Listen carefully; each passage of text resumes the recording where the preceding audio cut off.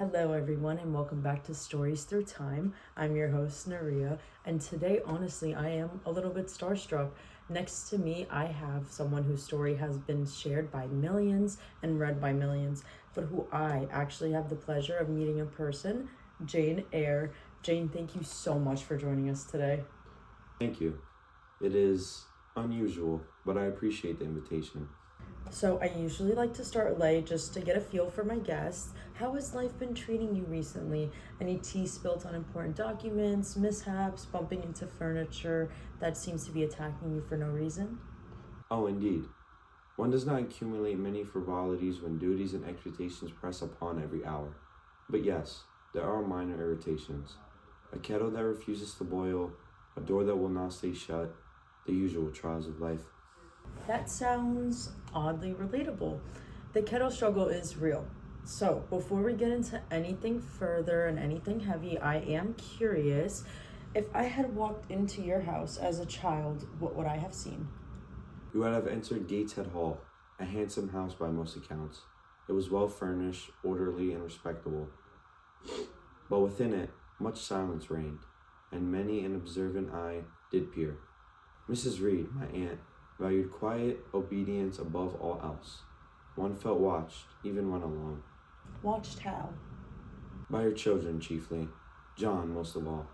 He took a particular pleasure in reminding me that I did not belong there. The rooms themselves seemed to know it, all of them arranged less for comfort and more for correction. One learned very quickly which words to utter and which to swallow. Even breathing too freely felt unwise. Yikes, that does sound intense. Did you ever feel any comfort, control? Control? Not as a babe, no. Home was a place where one might be chastised merely for existing incorrectly. I was observed, corrected ever, how I stood, how I spoke, even how I looked at others. Yet in the hush, I did not find that endurance may be a puissance of its own kind. Endurance as power. That is definitely one way to look at it.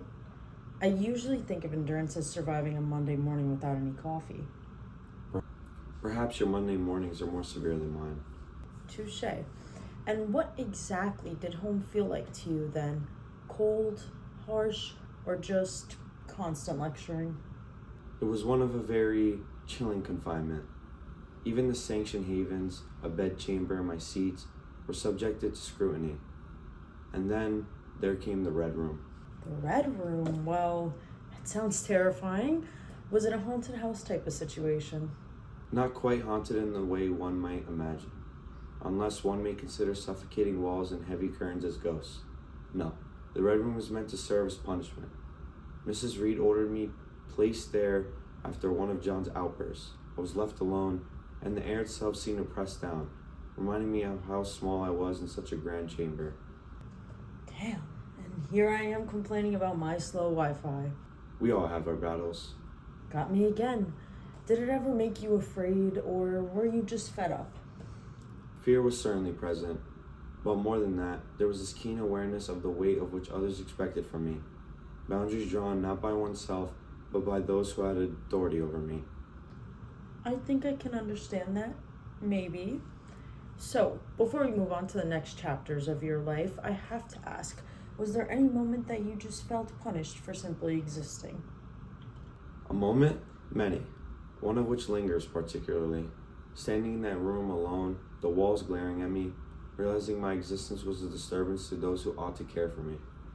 Wow, that is intense. You must have had an incredible poker face as a child. Perhaps I learned it early. Smart move. So, now we've left off at Gateshead Hall, and, well, you survived that, which is already very impressive. But then came the next chapter, your schools, your institutions. Jane, tell me, what was that like, stepping into a place that was supposed to educate you? Lowood School. A place of learning, certainly, though not without its trials. I had heard of it as a sanctuary, a place where one might find knowledge, and yet it was strict. Discipline was everywhere and comfort was sparse. Strict how? Give me a sense of a day there. I need the full picture. We rose early, I recalled the cold air pressing against our skin, the damp floors of the dormitory, and the constant presence of oversight.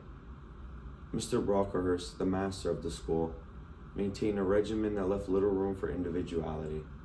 He was a man whose appearance of gentleness masked the severity few escape. No messing around then. And what was the teachers like? Did you have any friends? Miss Temple, she was a light in that environment, a true guide, gentle but firm, and she understood that education was not merely instruction, but the shaping of character. Ah, so there were kind souls at least. Yes, though there were very few. For every Miss Temple, there was a Mrs. Scatcherd, whose severity often weighed more heavily upon the body than any lesson could upon the mind. She had a talent for making even the smallest errors feel monumental. That sounds like every teacher I've ever had. One angel, one terror. Indeed, and the students too were varied. Some became companions, friends who endured alongside me, Helen Burns, especially. She was truly remarkable, patient, wise beyond her years, and unshakably devoted to principles of tolerance and endurance. Her strength was quiet. She could suffer and yet forgive, accept and yet remain herself. I learned from her the power of composure in the face of injustice, though it pained me to see her endure so much. Endure what exactly? All of it. Mr. Brocklehurst's strict moral codes, the poor rations, the long hours. Helen bore them with the patience that I admired, and yet I could never quite imitate her fully. I had my limits, my indignations. I tried for my part to temper mine, lest it bring the consequences I could not endure. And did it? Often. One misstep, one display of pride, and it could draw reprimand from the teachers or from Mr. Brocklehurst himself. He was particular about appearances. Girls with unruly hair or worn clothes, he would single them out as sinful or lazy. That is horrible. So, were you always walking around on eggshells? Yes, and yet there was learning, reading, writing, arithmetic. We were instructed to be pious, obedient, and industrious. Education was a tool, certainly, but also a discipline and submission. Okay, so let me get this straight. Cold dormitories, punishing rules, constant oversight, but some moments of kindness spread in. This kind of sounds like a reality TV show set in the 1800s. A reality far more severe, I assure you. Though yes, there were moments of levity. Miss Temple would sometimes allow us a stroll in the grounds, and Helen and I would speak quietly of books, dreams, and small rebellions of thought. Rebellions of thought. I love that. I feel like that's where the real freedom creeps in. Perhaps. Freedom was rarely granted in form, but sometimes it was discovered in the mind. Even brief conversations, secret readings, a shared glance of understanding, they became precious. And what about punishment? You mentioned it earlier. What kind of consequences did you have to go through? Corporal punishment was not unknown, though Mr. Brocklehurst preferred humiliation. Public reprimand, exposure, naming one's fault in front of the whole school. It was a lesson in endurance, in controlling what one could have done in one's own response. And did that work for you? Or did you and Helen, send each other notes behind his back? Perhaps both. One learns where discretion is safer, yet the heart still finds ways to connect. I feel that. Did you have moments where you were joyful? Any small victories? Yes, Helen's companionship, the quiet hours of study by candlelight, the rare warmth of Miss Temple's encouragement. Those moments reminded me that one could survive without surrendering entirely. It sounds like you learned a lot about yourself there. How did that experience shape who you became today? It taught vigilance, patience, and discernment. That endurance could be a shield, and that even within constraints, one could persevere a sense of self. And it left me ever mindful of kindness, its rarity and its value. Wow, that is very insightful, very powerful. I don't think I could have survived even a week in that regimen. Perhaps you would find courage in unexpected ways, though some of us did not survive. Oh no, could I ask who? My dearest Helen. I am so sorry, Jane. Can I ask what happened to her? She had been ill for some time, though illness at Lowood was rarely treated with urgency. The cold, poor nourishment, wore her down. Tuberculosis, they called it. At the time, it was spoken of almost gently, as though a softer name might lessen its cruelty. Were you aware of how serious it was? Not at first. Helen never complained. She bore her suffering quietly, as she bore most things. By the time I understood the danger, she had grown very weak. Were you with her when it happened? Yes. One evening, I left my bed and went to her room. She lay there, pale and calm, as though sleep was already claiming her. She took my hand and spoke of peace, not fear. And that, I think, framed me more than any panic would have. And what was it that you felt in that moment? Grief and a terrible stillness. I remember holding her, listening to her breathe slow, realizing that someone so gentle could be so simply taken. By morning, she was gone. Wow, that is heartbreaking, Jane. I am so sorry. It was. Helen taught me how to endure, but losing her taught me something else, that endurance has a cost. Some pay it with their lives. Thank you for sharing that, Jane. I know that could not have been easy. Some memories remain heavy, even when time has passed, but she deserves to be remembered. Okay, I feel like the room has just emotionally collapsed. Yes, that is often the effect of death. Right, so I don't want to move on like nothing happened. I want to honor Helen in a way that feels meaningful. I am uncertain I approve of what follows. Probably fair, but hear me out. A lot of people today honored loved ones through social media, like remembrance posts. Posts? Yeah, think of it as a public notice, but instead of parchment, it's the internet. Is this internet a church? No. A cemetery? Also no. Then I fail to see how it aids the dead. Okay, when you put it like that, it sounds bad, but it is very, very normal. For example, people use TikTok or Instagram. I beg your pardon? TikTok, Instagram, they're apps where people make short videos of them dancing, trying to sell stuff, sometimes happy, sometimes crying, sometimes both at once. You mourn through movement? Sometimes aggressively. Anyways, I was thinking we could do like a tribute, a soft audio, maybe a candle filter. A filter? Yeah, it adds sparkles. Helen was not fond of sparkles. Okay, but she might have liked the intention. We could caption it "Gone but never forgotten" with a bird emoji. Why is there a bird? Branding. Why is it blue? It symbolizes peace. I fear your generation is deeply unserious. That is incredibly accurate. But listen, people would see it. Helen's memory would travel globally. She barely traveled the length of the corridor without permission. Okay, well, when you put it like that. I do not mean to be ungrateful. It is simply strange to imagine her spirit accompanied by sparkles. Okay, what if we don't do a TikTok then? That seems wise. What if I just say her name out loud on the podcast? That would be enough. No hashtags. Please, do not mark her name with symbols. Fair. Extremely fair. If she were here, she would only ask that we be kind. Quietly, without spectacle. So, no trending audios then? I do not know what that is, and I prefer for it to remain so.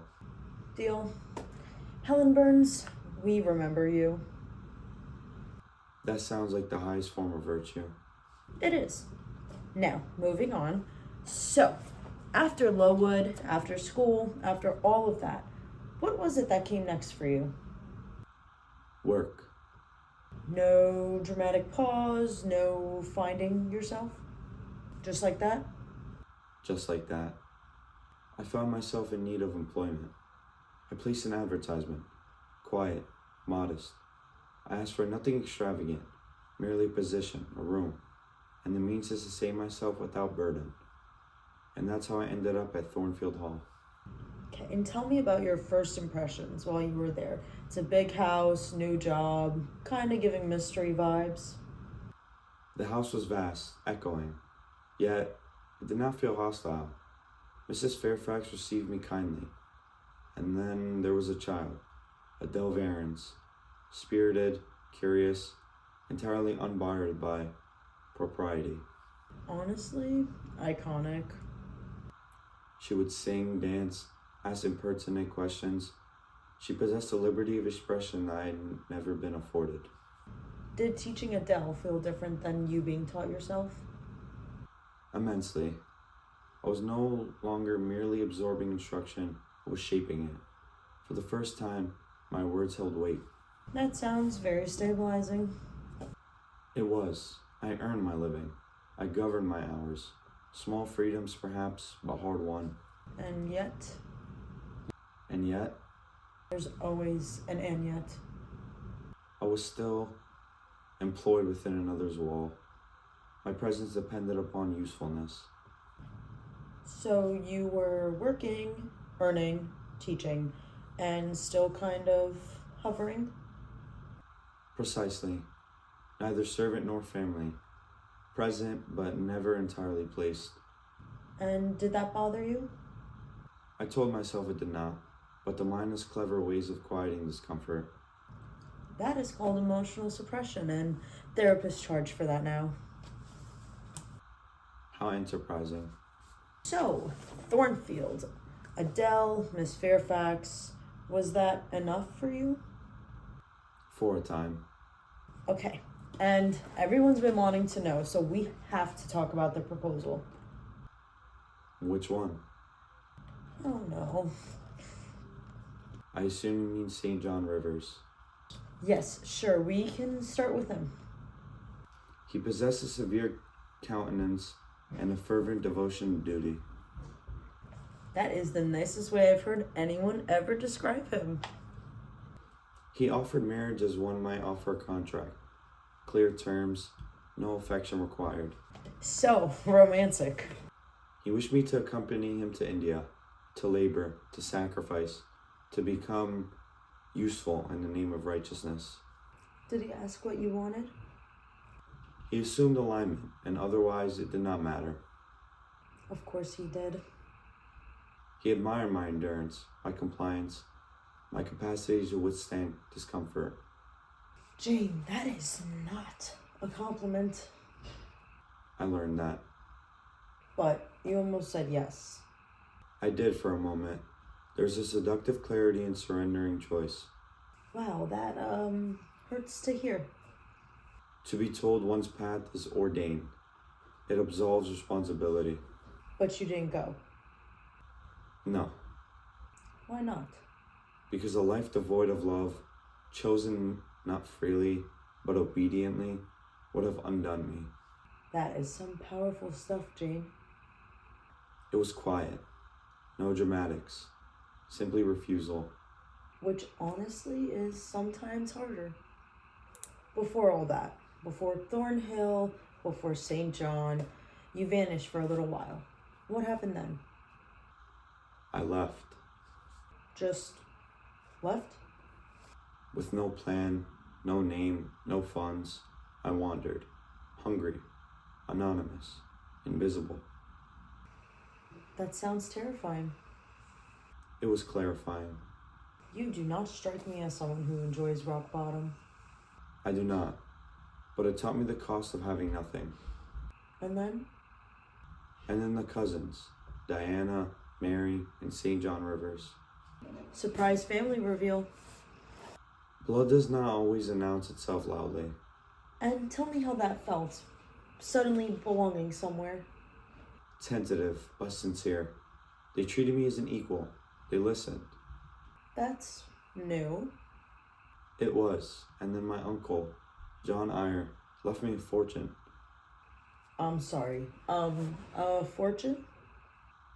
Yeah, Jane, you went from starving to financially independent? I did. And what did that feel like? like standing upright without fear of being struck down. Money does not grant happiness, but it grants choice. Amen to that. I shared it with my cousins. Of course you did. We were equals then. In truth, not merely sentiment. Do you think that changed how you saw yourself? Entirely. How so? I was no longer beholden, no longer negotiating dignity. That is huge, Jane. Huge. I could return, or not, stay, or go, or remain silent by will, not necessity. So work, family, money, all of it aligned? Yes, for the first time, I stood on the ground that was mine. You know, the most striking and admirable thing that you did was not chasing belonging. No, you did not disappear into someone's life. No, I wanted to wait until I could arrive whole. Anything less would have been a submission, not a union. Jane Eyre, everyone. That might be the wisest thing anyone has ever said on this show.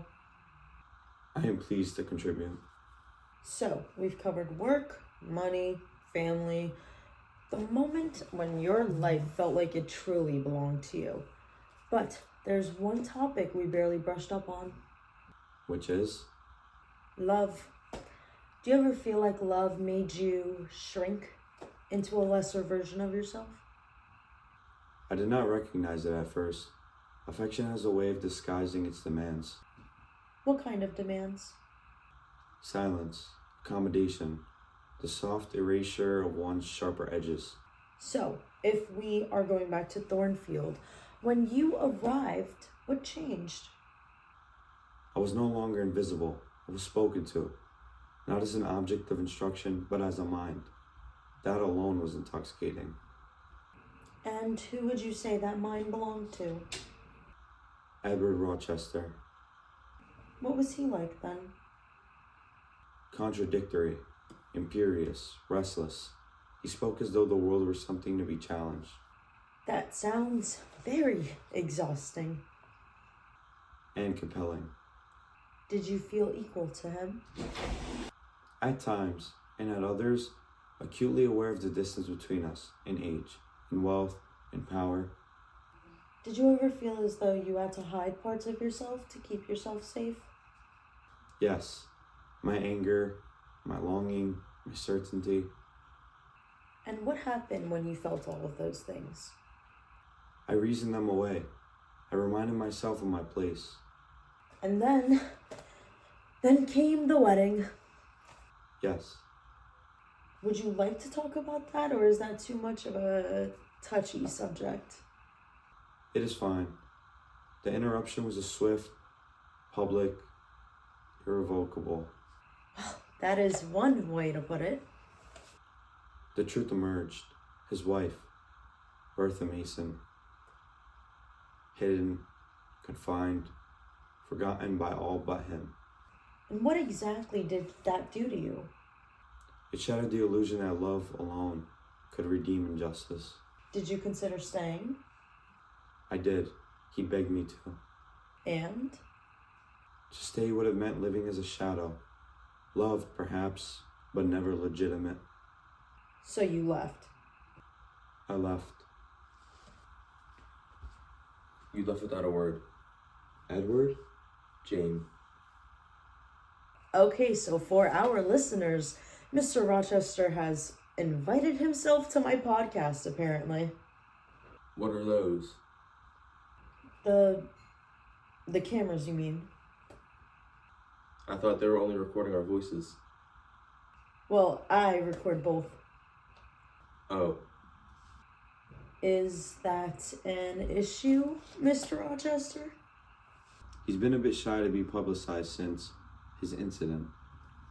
Well, then maybe I could provide a solution. All right, and we are back, ladies and gentlemen. This is ridiculous. I find it amusing. Okay, let us continue where we left off. Mr. Rochester, did you understand what Jane was carrying back then?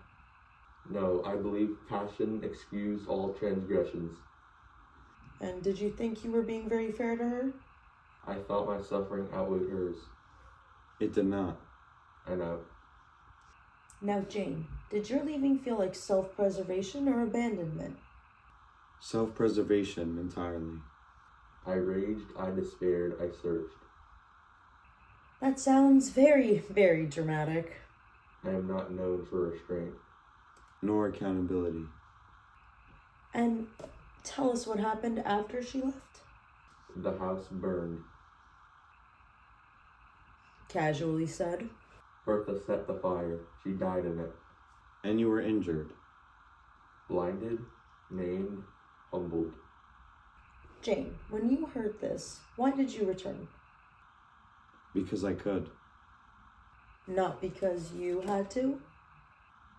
No. She returned with her own fortune, her own name. It changed everything. Tell us, what did she do? She did not kneel. She did not bargain.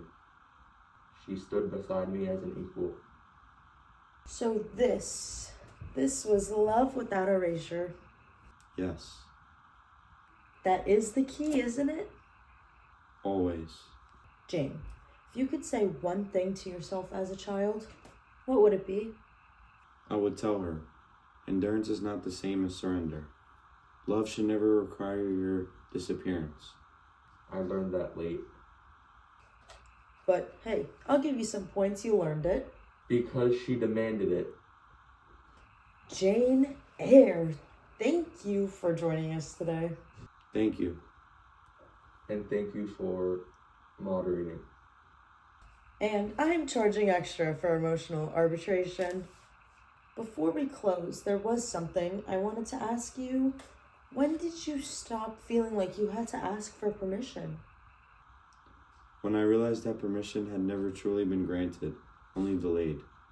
I spent much of my life waiting to be told I might exist as I was.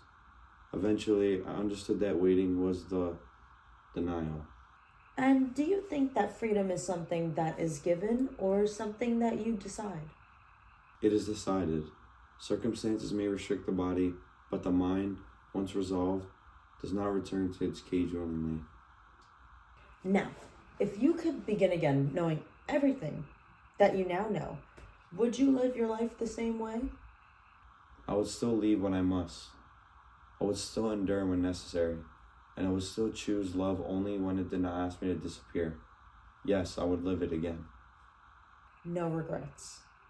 Only gratitude that I learned to belong to myself first. Well, I think that is where we'll leave it. That seems fitting. Jane, thank you so much for trusting us with your story, not as a legend, not as a lesson, but as a life. Thank you for listening without attempting to correct it. High praise. And thank you, Mr. Rochester, for unexpectedly joining us. I will endeavor not to interrupt future broadcasts. And we make no promises to invite you back. Fair. To everyone listening, thank you so much for spending time with us. Some stories aren't meant to instruct, they're meant to linger. If they do, I hope it is gentle. And truthfully, This has been Stories Through Time. I'm your host, Nuria. Till next time, take care of yourselves, ladies and gentlemen.